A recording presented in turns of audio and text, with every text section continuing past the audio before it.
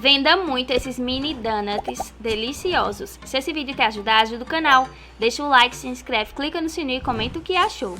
Eu vou sovar a massa na batedeira, então eu vou começar fazendo a receita já na tigela da batedeira. Mas se você não tiver, pode sovar na mão mesmo. Eu tenho aqui um sachê de 10 gramas de fermento biológico seco. E junto vou colocar uma xícara de 240 ml de leite morno. Não pode estar muito quente nem frio. É bem morninho.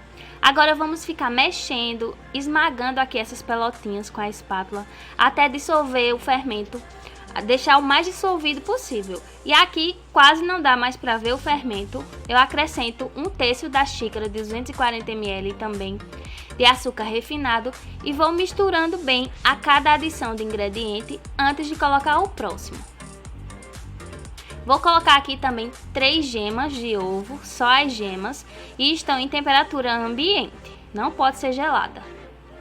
E aqui 3 colheres de sopa rasa de margarina, também em temperatura ambiente, pode ser com sal mesmo.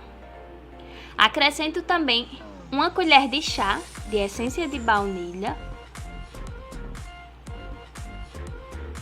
E o próximo ingrediente é a farinha de trigo. Tá certo? Eu separei para essa receita 3 xícaras e meia de farinha de trigo sem fermento.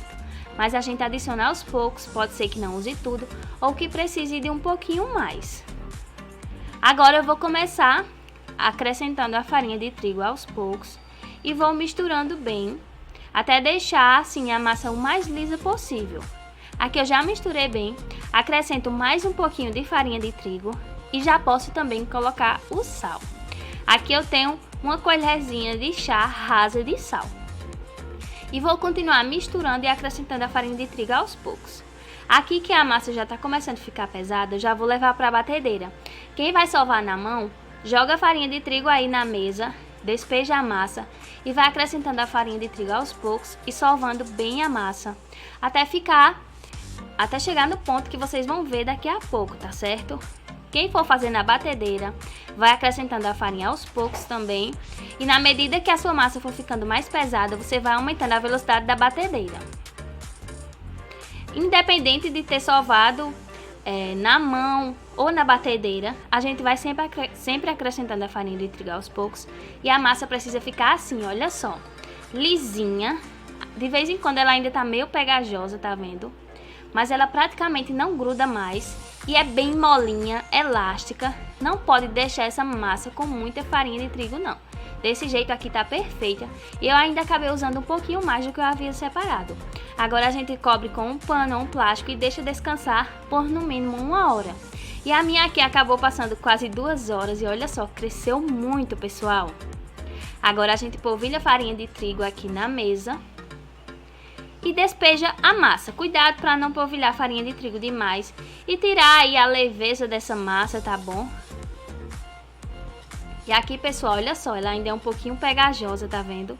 Então a gente vai polvilhando a farinha de trigo aos poucos, de uma quantidade apenas que dê pra gente conseguir abrir a massa sem ficar grudando, tá certo? E a gente vai abrir essa massa na espessura de mais ou menos a mesma espessura assim de um dedo. Enquanto a gente tá abrindo a massa, a gente vira ela, polvilhando sempre um pouquinho de farinha de trigo para não grudar, mas sem exagero, tá bom? E vai continuar abrindo essa massa. Depois que terminar de abrir a massa, a gente solta ela aí da mesa antes de cortar. Eu vou usar cortadores aqui, um cortador na verdade, de mais ou menos uns 3,5 cm e o furinho vou fazer com adaptador de bico. Procura aí utensílios na sua casa, a borda de um copo, um bico de confeitar que vai dar certo também. Aqui, quanto mais rápido você fizer o furinho de dentro, mais redondinha vai ficar a sua rosquinha. Porque quando a gente demora, ela vai encolhendo e vai ficando meio oval, tá bom? Então, se você quiser ficar logo com os 2 cortadores na mão, porque quando você cortar a parte de fora, já corta o círculo do meio para ficar bem redondinho. E aqui a gente vai deixar descansando em um recipiente polvilhado com um pouquinho de farinha de trigo. Aqui eu já modelei todos, agora a gente cobre com um pano e deixa descansar por mais ou menos uns 30 minutinhos. E aqui eu deixei um pedacinho da massa para fazer o teste da temperatura do óleo. Aqui eu coloquei o meu óleo para aquecer depois dos 30 minutos, que já descansou os donuts. Aquece o óleo no fogo médio, tá bom? E aqui a gente joga um pedacinho da massa e vai ter que, depois de um tempinho, começa a borbulhar e vai boiar, tá certo? Se você jogar um pedaço da massa e já dourar imediatamente, tá errado, vai queimar os seus donuts.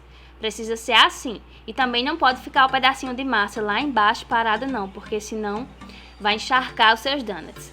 Do jeito que eu mostrei aí tá perfeito. A gente vai começar fritando pelos primeiros que a gente modelou. Aqui eu vou fritar de 3 em 3. E percebam que depois é que vai começando a borbulhar o óleo. É assim mesmo, pessoal. Se vocês já viram algum vídeo que na hora que coloca o donuts já doura imediatamente, tá errado, tá bom? Não vai ficar bem frito, não. Ali só tá mesmo por fora e por dentro não vai ficar legal. Tem que ser assim, tem que ter paciência, porque vai dourando aos poucos mesmo. A gente vai virando aqui com bastante paciência para o nosso donut ficar perfeito. Percebam que eles vão dourando assim de bem lentamente, tá bom? E quando tiver assim bem douradinho, é bem simples. A gente pega 2 palitinhos de churrasco, tira aqui os donuts do óleo. Olha só que fácil. Retira o excesso de óleo e coloca para escorrer no papel toalha. Aqui os meus já esfriaram, rendeu 57 unidades, rende bastante, tá vendo? A gente espera esfriar para fazer a cobertura. Eu vou fazer cobertura de ganache, mas se tiver outra da sua preferência, pode fazer. Aqui eu derreti uma barrinha de 90 gramas de chocolate ao leite.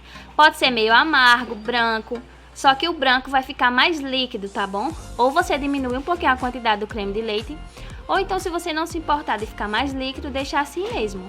E aqui, para o chocolate ao leite, eu vou adicionar 3 colheres de sopa de creme de leite. E misturo bem. Eu tô fazendo nesse recipiente pequeno, pessoal, porque fica melhor para banhar os donuts.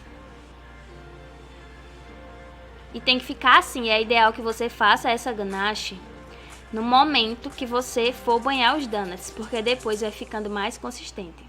Agora a gente vai mergulhar mais ou menos até a metade aqui da rosquinha. Retira o excesso. Vai colocando aí em um recipiente e decora com o confeito da sua preferência. E olha como ficam lindos. E aqui, pessoal, eu fiz uma ganache de chocolate branco também e tingi com corante em gel rosa.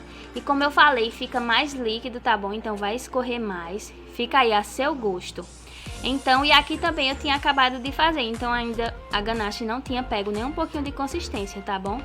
Então, faz aí na casa de vocês. Esse aqui é com a ganache sem tingir. Faz aí do chocolate que você mais gostar. Se esse vídeo te ajudou, ajuda o canal, deixa o like, se inscreve, clica no sininho e comenta o que você achou. E a validade desses donuts é de 3 dias fora da geladeira, em local seco e arejado, bem tampadas em um pote. Até a próxima!